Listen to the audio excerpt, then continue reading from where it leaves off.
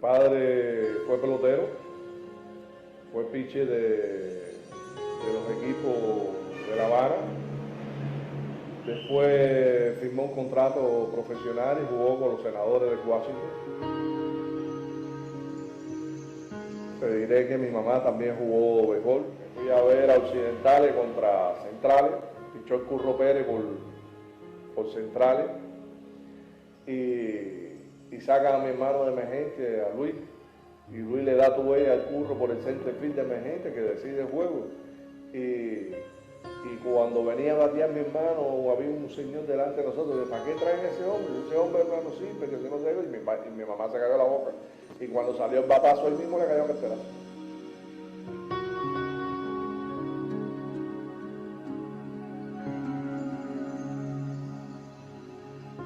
Ella prácticamente ha criado los muchachos solos, porque yo jugué 17 series nacionales, donde después que se acababan las series nacionales yo me iba para el equipo nacional y ella continuaba con 3 hijos chiquitos que teníamos nosotros y gracias a ella, al sacrificio de ella, yo tenía la oportunidad de estar tranquilo en las competencias y poder desarrollarme en el béisbol gracias a la compañía de ella. Y esto es locura en el parque latinoamericano. Miles de espectadores se lanzan al terreno.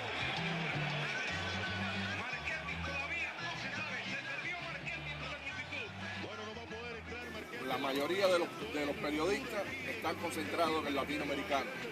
Y para nadie es un secreto que tanto los narradores deportivos como los periodistas contribuyen a que ese atleta haga o no haga la selección nacional.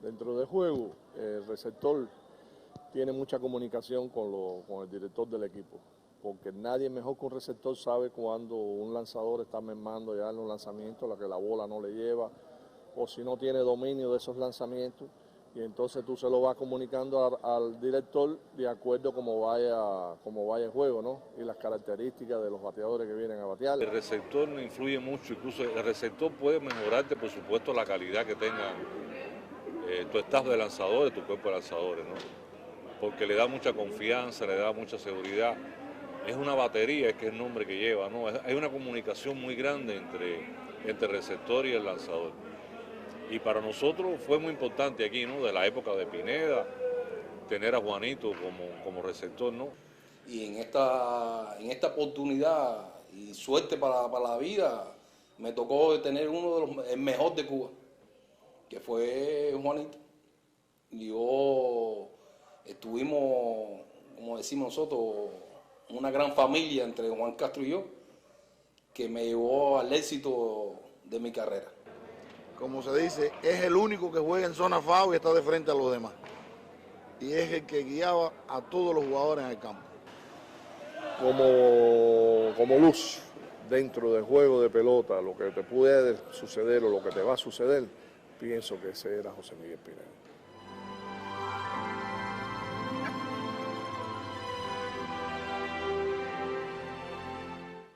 Y el equipo a desarrollar, el equipo escuela era el equipo Forestales.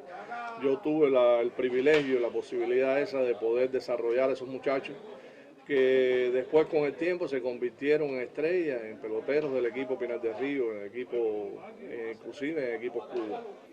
Después tuve la oportunidad de una colaboración que se me presentó para el país italiano, para Italia, y allá estuve dirigiendo alrededor de 14 años.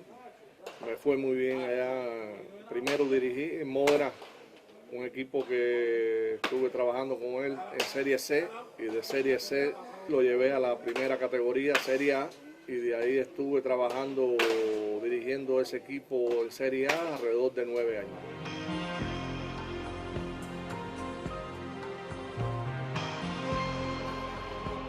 Bueno, las cualidades desde el punto de vista técnico debe tener el receptor, primero que todo, tener un buen brazo. Después, porque lo otro se enseña, pero el brazo no se enseña. La fortaleza del brazo no se enseña. Que no es un gran momento para la receptoría cubana. Pienso de que en estos momentos es cuando más escasean los receptores en Cuba.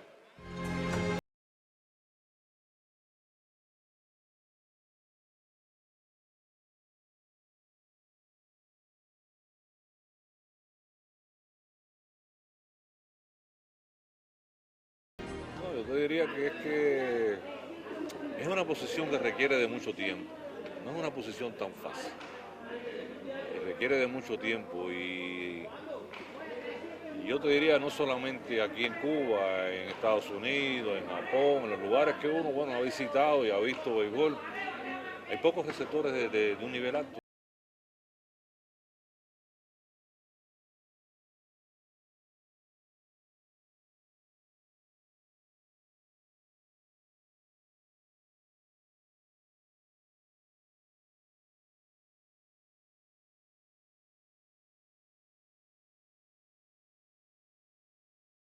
Yo recuerdo que estábamos en el Campeonato Mundial en Italia y fuimos a jugar con Puerto Rico ese día. Y se me dio las orientaciones de que no, que había que picharle pegado a los bateadores del equipo de Puerto Rico. Y yo le dije que los bateadores de Puerto Rico que habrían, yo en el análisis que se hace práctico, le dije que los bateadores del equipo de Puerto Rico, la mayoría, alaban el pie hacia afuera y que sacaban en la cadera, abrían la cadera demasiado rápido y los obligaba a eso, a llevarse la cara. Quiere decir que los lanzamientos que más daño le hacían eran los lanzamientos del centro home hacia afuera. Ese es el verdadero receptor.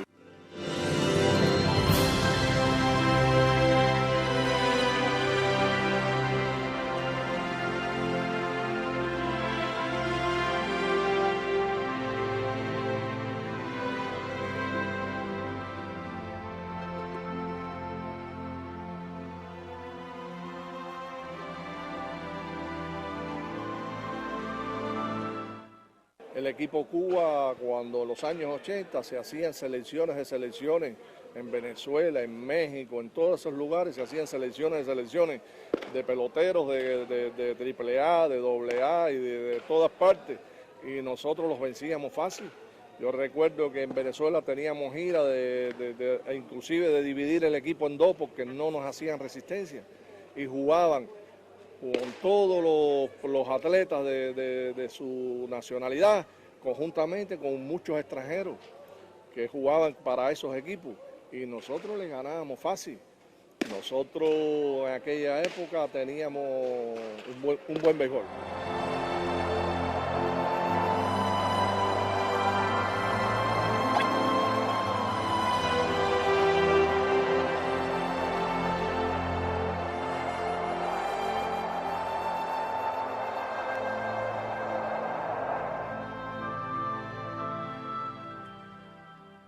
El picheo de nuestra provincia fue tan fuerte, tenía tanta calidad que me exigió a mí a ser creativo, a esforzarme, porque si no me la tragaba, como se dice en el argot beisbolero. Yo tenía piche de todo tipo de velocidades y de todo tipo de control. Quiere decir que eso me conllevó a mí, la calidad del picheo pinareño me conllevó a mí a ser mejor cada día.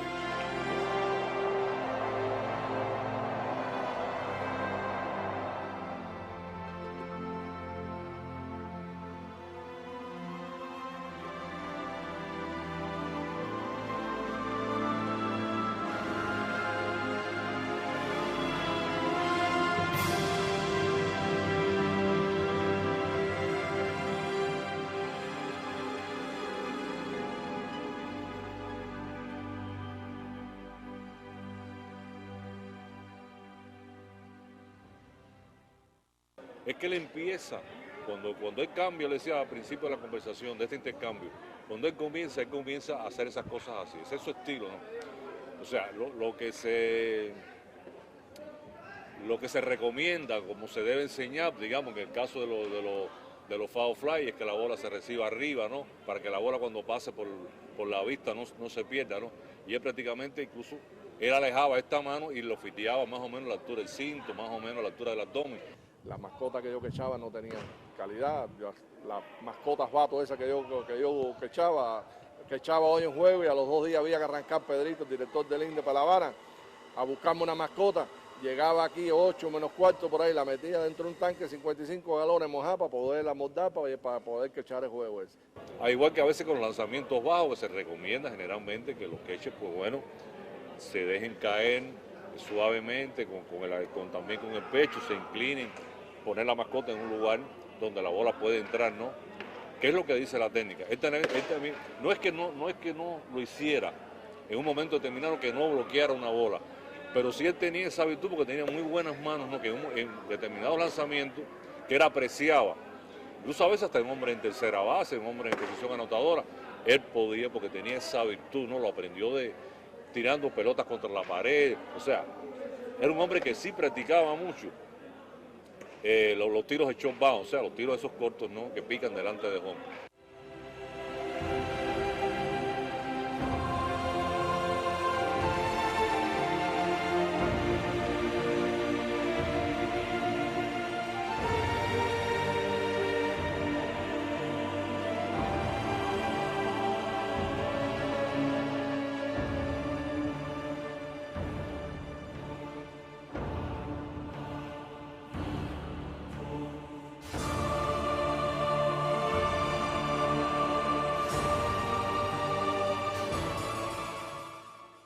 En el año 1985 era primera vez de que un equipo cubano visitaba a los Estados Unidos después del triunfo de la Revolución. Y nada, salimos para México, jugamos una serie de juegos en México con profesionales mexicanos, y de ahí seguimos para California, Los Ángeles, a topar una serie con varios equipos profesionales americanos de AAA y AA, y ahí se unió a esa competencia, se unió el equipo coreano, el equipo de Taipei de China, y participaron varios equipos que, por cierto, en esa competencia nos dio la posibilidad a nosotros de topar a un nivel superior al que estábamos topando. Sí, infinidad de ocasiones. Eso para nadie es un secreto. En infinidad de ocasiones nosotros fuimos contratados se nos acercaban muchos scouts de equipos de grandes ligas. ¿Quién no sabe que el equipo de los años 70, los años 90, hubieran sido todos profesionales, todos hubieran jugado en grandes ligas? Eso lo sabe todo el mundo, porque calidad nos sobraba, pero nos arraigaban otras ideas, otras cosas. Yo por mi caso, nunca me ha gustado traicionar. Y eso fue lo que me conllevó, porque ya te digo, cuando yo era el receptor del equipo Pinar del Río, del equipo nacional, yo tenía 3 hijos, ganaba 211 pesos.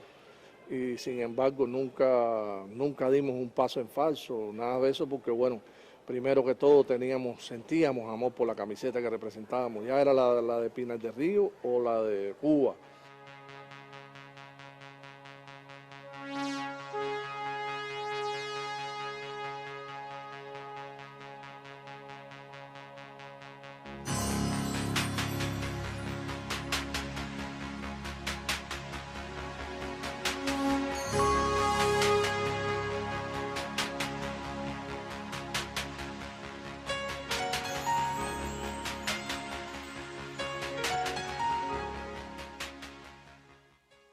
Fue un gran equipo aquel. Ahora se está hablando del equipo norteamericano que está llevando últimamente el equipo americano a las competencias. No pienso que en estos momentos, después del año 89 para acá, el único equipo norteamericano que haya tenido mejor calidad que aquel equipo sea el equipo que llevaron al clásico, el primer clásico. No pienso que otro equipo sea similar como aquel equipo, que fue una constelación de estrellas que todo ese mismo año no lo dejaron firmar para jugar el campeonato. Eso fue Indianápolis 87. Y después lo firmaron después que pasara el Mundial del 88 en Italia. O sea, ya estaban firmados, pero no lo habían pasado para los equipos. Pienso que como aquel equipo que tenía 7 abridores, que los 7 abridores fueron estrellas en Grandes Ligas. Ese mismo año, Jim Auer, el famoso manco aquel, fue el novato del año en Grandes Ligas.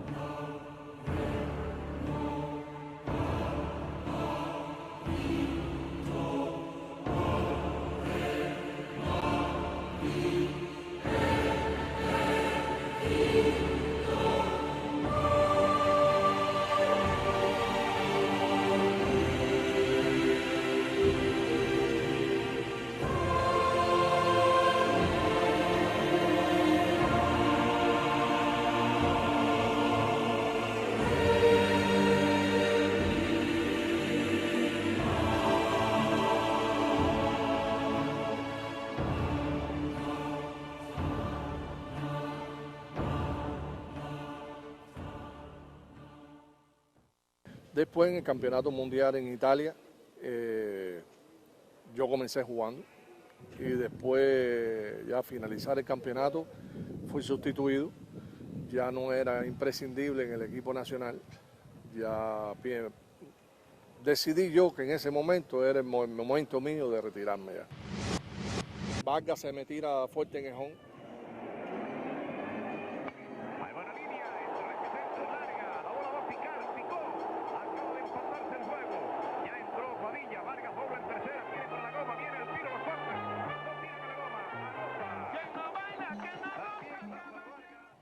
Yo le decía a mis compañeros del equipo nacional que no me levantaran el pie cuando me llegaran a home porque los mandaba para los ortopédicos, hablando castellanamente.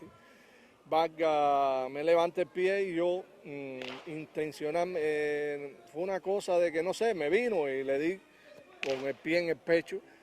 Y esa jugada, bueno, ha marcado pauta en el béisbol, que en todos los programas sale a reducir las jugadas. Pero independientemente de eso de Vargas, a los 2 días después de ese juego nos fuimos para México para el entrenamiento de Pastegé.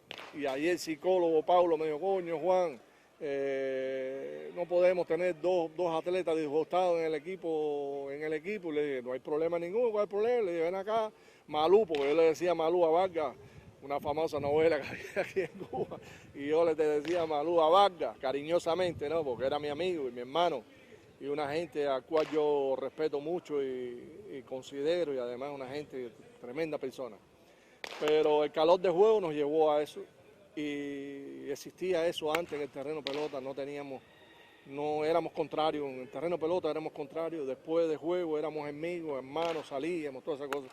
Pero en el terreno existía la rivalidad que debe existir también en estos momentos, la lucha por la camiseta. Y Juan Cato tuvo una cosa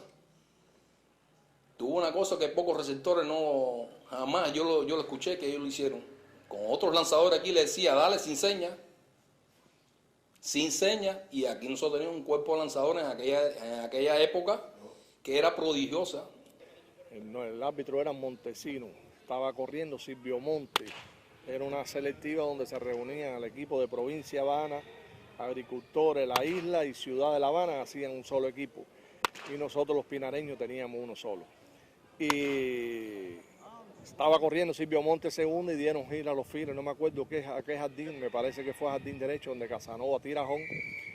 Y yo con tiempo cojo la bola, pero el árbitro se situó mal y yo toco por la espalda a Silvio Monte. No lo toqué, le di hasta un piñazo creo por la espalda, que lo sintió todo el estadio menos Montesino.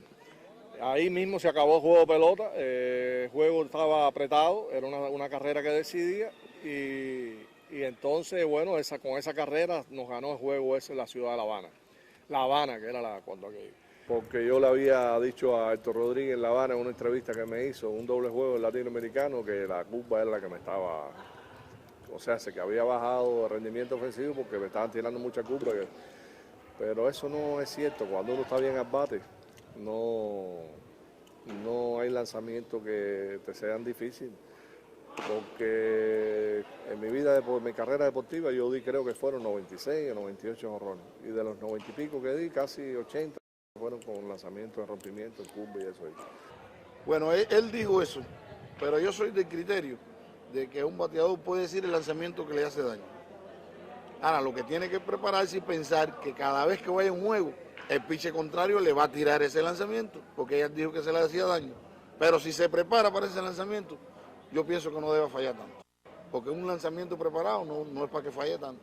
Lo que pasa es que Juanito no tenía la característica esa de ser buen bateador, que era lo contrario internacionalmente, porque internacionalmente sí bateaba.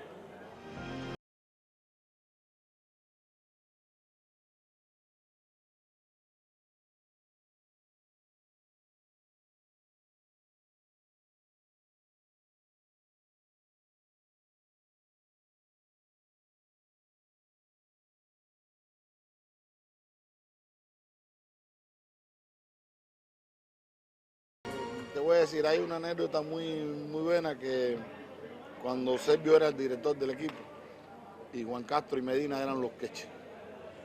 Y llegó un momento en que Vinen le dijo a Sergio, si tú quieres garantizar el torneo, hace falta que ponga a Juan Castro quechar, porque muchos de los pitchers que vemos aquí no tenemos la confianza con Medina que con Juan Castro. Esa pregunta es una polémica, porque hay muchos receptores que por el famoso coeficiente HAX que se fue creado aquí, no les importaba que sus pitchers los batearan.